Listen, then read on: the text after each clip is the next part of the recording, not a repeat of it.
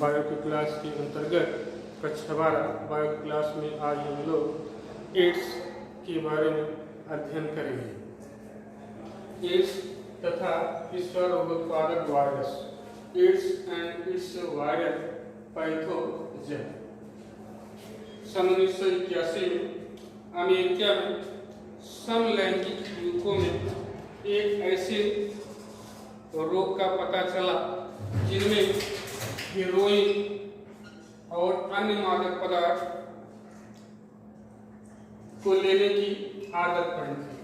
ऐसे व्यक्तियों के समूह में प्राय पाया गया जिनमें निमोनिया और कैंसर जैसे रोग होने लगे।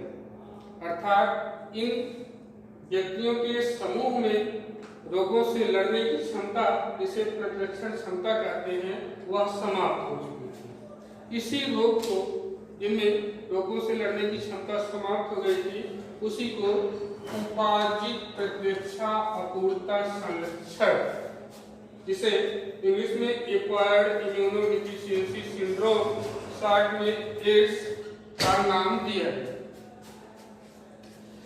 इसी संदर्भ में 1983 में पेरिस के पास्चर संस्थान के वैज्ञानिक लुक मोंटेगनियर और 1984 में अमेरिका के national institute of health (NIH) संस्थान के वैज्ञानिक रॉबर्ट गैलो, इन दोनों ने पता लगाया इस प्रकार जिन व्यक्तियों में जो प्रतिरक्षण क्षमता समाप्त हो गई थी, वह एक प्रकार के अज्ञात रेट्रोवायरस के कारण हुआ।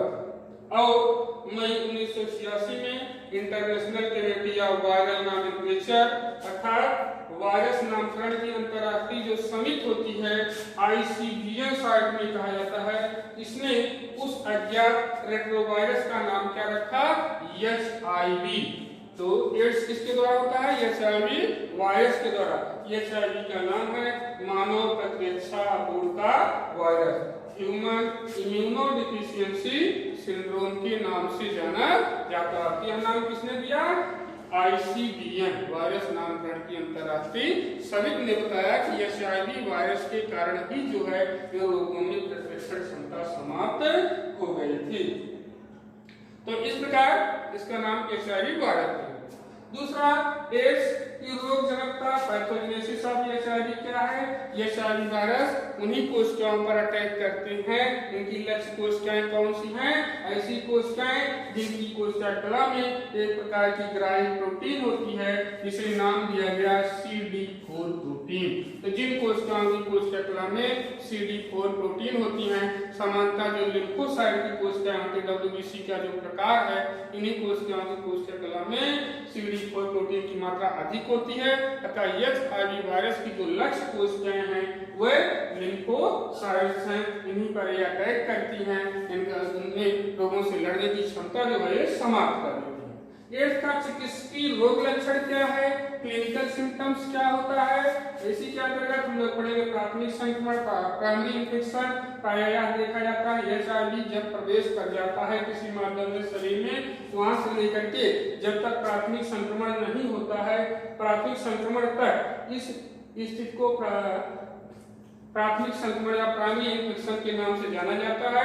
वैसे जैसे HIV वायरस किसी स्वस्थ व्यक्ति में प्रवेश करता है, 2 से 4 सप्ताह तक उस व्यक्ति पर कोई प्रभाव नहीं पड़ता। इसके बाद हल्का ज्वर, सिर व बदन दर्द, थोड़ी फुंसियां, घबराहट आदि ये सभी स्थितियां दिखाई देते हैं, लेकिन कुछ ही समय बाद ऐसी स्थितियां भी समाप्त हो जाती हैं। फिर हम लोग पढ़ेंगे उद्भवन काल क्या है, इसका इंक्यूबेशन पीरियड क्या है। तो 3 से 12 वर्षों तक जब ये प्राथमिक लक्षण दिखाई देते हैं, फिर समाप्त हो जाते हैं। 3 से 12 वर्षों तक ऐसे व्यक्तियों में कोई रोग के लक्षण दिखाई नहीं देते। केवल उस समय जो है HIV क्या करता है, अपनी संख्या को बढ़ाता है, प्रचुरोद्भवन करता है और लिम्फोसाइट को धीरे धीरे समाप्त करता रहता है। इससे रोगी की प्रतिरक्षण क्षमता पूर्ण रूप से समाप्त हो जाती है। तो उस स्थिति में क्या होता है? पूर्ण विकसित एड्स, फुल ब्लोन एड्स हो जाता है। तो ऐसे रोग के लक्षण क्या है? प्रतिरक्षण क्षमता समाप्त हो जाती है। काफी लक्षण है, जैसे निमोनिया है, अंधापन है, पागलपन है, चेहरे पर दाने हैं, त्वचा कैंसर है, सतत ज्वर जो है, अतिसार होने लगता है, डायरिया से करते भूख की कमी, कमजोरी, थकावट, शरीर दर्द, सूखी खांसी, मुख व आंख में घाव, जनांगों एवं गुदापन मस्से दिखाई देते हैं। अंत में रोगी की प्रतिरक्षण इतना क्षमता इतना क्षीण हो जाती है कि रोगी को मलेरिया, तपेदिक, टीबी कहते हैं, ये सब भयानक रोग होने लगते हैं, जिससे ऐसे व्यक्तियों की मृत्यु हो जाती है। अब HIV का प्रसारण कैसे होता है? ट्रांसमिशन ऑफ HIV ये कैसे होता है? 3 विधियां। एक लैंगिक संसर्ग, यदि HIV से संक्रमित कोई व्यक्ति हो अस्वस्थ व्यक्ति के संपर्क में आता है, लैंगिक संसर्ग अपना शारीरिक संपर्क बनाता है, तो उसके द्वारा जो है, क्योंकि ये तरल पदार्थों में पाए जाते हैं HIV के वायरस, तो उनके द्वारा एक व्यक्ति से दूसरे व्यक्ति में चले जाते हैं। लैंगिक संसर्ग 3 प्रकार का होता है। एक समानता मैथुन के अंतर्गत आता है यौनिक मैथुन, वाजाइनल सेक्स, गुदा मैथुन, एनल सेक्स, इंटीम मैथुन, ओरल सेक्स। तो इन तीनों के माध्यमों से यदि यह फ्लूइड जो है सीमेन साइड से चले जाते हैं एक संक्रमित व्यक्ति से स्वस्थ व्यक्ति में, तो इनके द्वारा जो है HIV एक व्यक्ति से दूसरे व्यक्ति में फैलते हैं। दूसरा जो फैलने की विधि है चिकित्सकीय का है। जैसे क्लिनिकल रीजंस क्या है?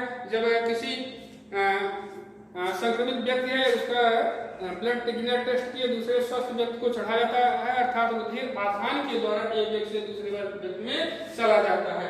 या अनस्टेरॉइड वही इंजेक्शन जो है संक्रमित व्यक्ति को लगाया गया, उस इंजेक्शन से दूसरे स्वस्थ व्यक्ति को लगा दिया जाए, इन्हें स्टेरिलाइज किए, तब इस एक व्यक्ति से दूसरे व्यक्ति में चले जाते हैं। या किसी संक्रमित व्यक्ति का कोई अंग निकाल करके दूसरे व्यक्ति में आवश्यक जिस व्यक्ति को आवश्यकता हो उस व्यक्ति में लगा दिया जाए, ट्रांसप्लांट कर दिया जाए, तो अंगों के माध्यम से भी जो है यह एक व्यक्ति से दूसरे व्यक्ति में इसके वायरस फैल जाते हैं। तीसरा जो कारण फैलने के लिए मादक पदार्थों के ड्रग एडिक्शन पाया जाता है या देखा जाता है समाज में। कुछ लोग जो है मादक पदार्थों के सेवन करता है। कल जो है अंटासुली इंजेक्शन आता है एक ही सीरीज से, वो पूरे समूह में 4-5-6 जो भी रहेंगे एक साथ समूह में एक ही इंजेक्शन से सबको वही मादक पदार्थ का इंजेक्शन लगाते हैं नसों में, तो इनके द्वारा एक व्यक्ति से दूसरे व्यक्ति में चला जाता है। कैसे HIV वायरस नहीं फैलता है? जैसे सूखा चुंबन अर्थात तरल पदार्थ एक व्यक्ति से दूसरे व्यक्ति में नहीं जा रहा है। आलिंगन, हाथ मिलाना, खांसी, छींक, साथ साथ भोजन करना, साथ साथ सोना, इनके द्वारा जो HIV एक व्यक्ति से दूसरे व्यक्ति में नहीं जाता है। और प्रायः एड्स के प्रति जागरूक होने के लिए WHO विश्व स्वास्थ्य संगठन वर्ल्ड हेल्थ ऑर्गेनाइजेशन जो है प्रति वर्ष 1 दिसंबर को जो है विश्व एड्स दिवस वर्ल्ड एड्स डे मनाया जाता है इसके द्वारा, जिससे इसके प्रति जागरूक हो जाए, इससे बचा जा सके। एड्स की जांच के लिए जो है एक किट बनाया गया है इलिसा किट, बहुत महत्वपूर्ण है, प्रचलित है। इसे पूरा नाम है एंजाइम लिंक्ड इम्यूनोजार्वेंट किट। इसका उपयोग किया जाता है। फिर इसकी पुष्टि के लिए भी एक और जांच होती है, इसे पश्चिमी ब्लड टेस्ट के नाम से जाना जाता है। इसकी पुष्टि के लिए यह टेस्ट किया जाता है कि व्यक्ति में एड्स रोग है अथवा नहीं है। और इसका उपचार के लिए कोई विशेष प्रकार की औषधि अभी एड्स के लिए नहीं बनाई जा चुकी है, फिर भी इसके लिए कुछ दवाएं हैं, जैसे यह काफी प्रचलित दवा है लैमिकोडिन आदि, ये सब दवाएं जो है इसके उपचार में प्रयोग में लाई जाती हैं। इस प्रकार आज के वीडियो में जो कक्षा 12 के बायो क्लास में है, हम लोग एड्स, उसके लक्षण और उसका उपचार किस प्रकार एक व्यक्ति से दूसरे व्यक्ति में जाता है। एड्स का पूरा नाम है उपाधि सुरक्षा लक्षण एक्वायर्ड इम्यूनोडेफिशिएंसी सिंड्रोम से शॉर्ट में एड्स कहते हैं। और यह HIV वायरस के कारण वायरस का नाम है मानव प्रतिरक्षा वायरस इम्यूनोडेफिशिएंसी सिंड्रोम के नाम से जाना जाता है। आज की वीडियो में बस